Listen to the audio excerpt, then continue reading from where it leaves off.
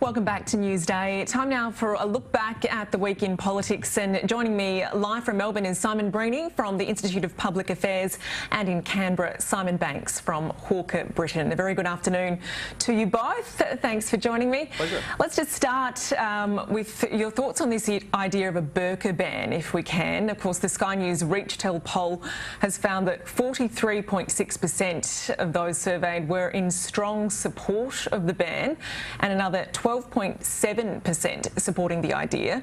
Are you surprised by those numbers, Simon Breheny?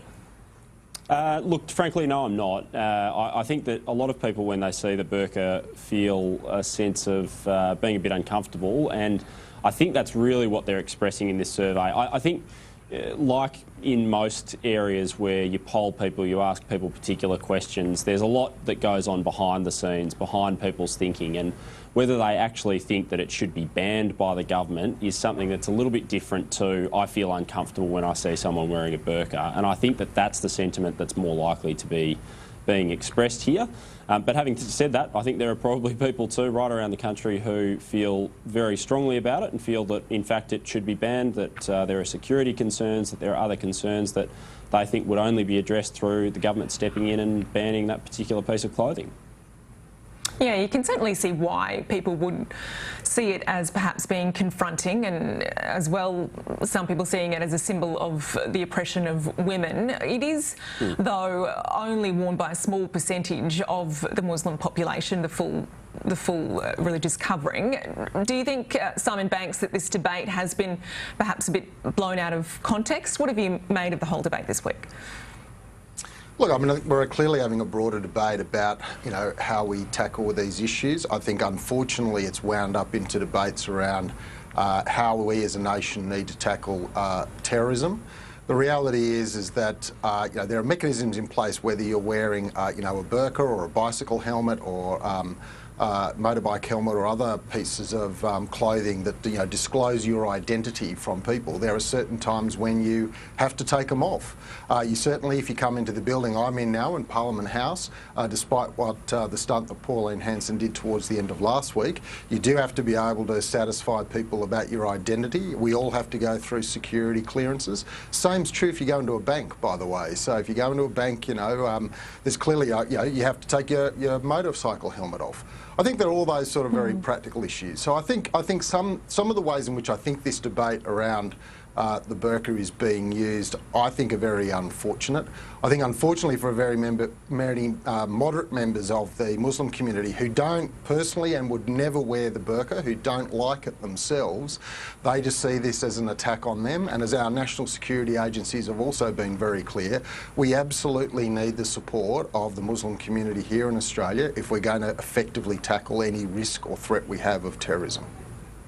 Pauline Hansons did receive a lot of criticism for the so-called stunt she did pull last week with wearing that burqa, but do the poll numbers that we're seeing reflecting that a large number of Australians do think it should be banned, does that reflect that perhaps, she is trying to put across the message of the people?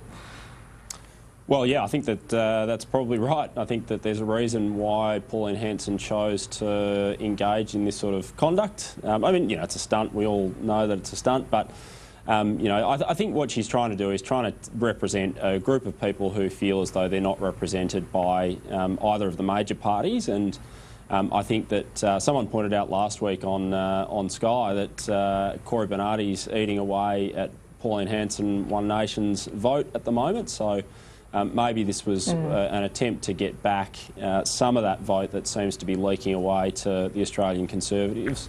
I think that's an interesting argument. I think that's probably right, and I think that when we get closer and closer to the federal election, we'll see some very interesting fights that are going on both a policy front and on other cultural fronts between those parties, those minor parties on the right of the political spectrum. I want to move on to the dual citizenship debate. It looks like this is going to drag on for some time now. We're not going to see the hearings in the High Court now until October. Simon Breheny, just to you again, how worried do you think that the government is about that? Well, I think they're very concerned about the fact that this is continuing to be an issue. I mean, this is going to continue to be news right up until at least the 12th of October, the end of those 3 days in which the High Court will be hearing this case in Canberra. So, you know, we've got a long way to run. Having said that, I think that Turnbull's assessment is about right, that he thinks that his 2 colleagues, at least in the lower house, will probably be okay. There's a little bit more of a question mark over Senator Matt Canavan, but I think my sense is that the High Court may actually save most of them. I actually think that that's unfortunate. This is no reflection on those particular senators and members who are caught up in these issues. But my assessment is that the provision, Section 44, is drafted very broadly, and on a proper black letter reading of that law, I think it's actually very, very difficult for any of the question marks that have been raised to be resolved in the favour of eligibility. I think for the most part they should be ineligible if we're to apply that law as it should be applied. I think if people are uncomfortable with that, if the Australian community is uncomfortable with that, then what we should do is change Section 44. We can make that call one way or another, but I think it would be quite unfortunate if the High Court was to essentially hand down what would be a workaround judgment in this case, where they allow for these senators in particular, but also members of the House of Reps, to be eligible even though on a black letter reading they wouldn't be. But is it right for a Prime Minister to publicly say that he believes that these ministers in particular will be found eligible when we haven't yet heard exactly what the High Court is going to rule? Yeah, look, I think short answer is no. It's not appropriate for the Prime Minister to... He can certainly state what he thinks the Commonwealth's legal argument will be. That's an appropriate thing for the Prime Minister to say. But he shouldn't be drawing a conclusion, or almost, as he did in the Parliament the other week, almost dictating to the court what the outcome should be. Legal constitutional experts have made it... The answer is I think the current court is, but it doesn't mean that the Prime Minister should have expressed it the way that he did. I thought that was completely inappropriate. Look, the reality is there's a great deal of uncertainty about the outcome in these cases. I certainly make no conclusion one way or the other. I note that a great number of very respected constitutional experts do say that Barnaby Joyce and others are at real legal risk as a result of this judgment. I think the way the government's handled this, I think it politically has been a disaster for it. I mean, first of all, just trying to blame everyone else for clearly errors or omissions that their own people have made, but then just trying to assume that the court will make a certain set of determinations. This should be a government that should be preparing for all eventualities, and it's pretty clear from the way it's conducted itself over the last few weeks that it's simply failed to do that. But Simon Banks, this is threatening to be a huge distraction for the government, as well as the same-sex marriage survey. But Malcolm Turnbull has been out in the regions. He's certainly trying to control the agenda a little bit more towards other issues that he says that the public are more interested in. Is he going to be able to get the airtime on some of those other issues, though? Well, clearly not. We certainly failed over the last few weeks, and I think we've got a pretty good example of that today. He'd obviously sent a variety of ministers out over the last couple of days, and he was trying to back it up this morning with an attack on Bill Shorten.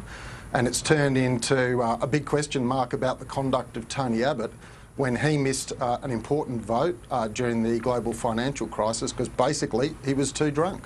So, even now, today, when the Prime Minister's trying to move on, he's basically enmeshed himself again in, the constant turmoil that is this government.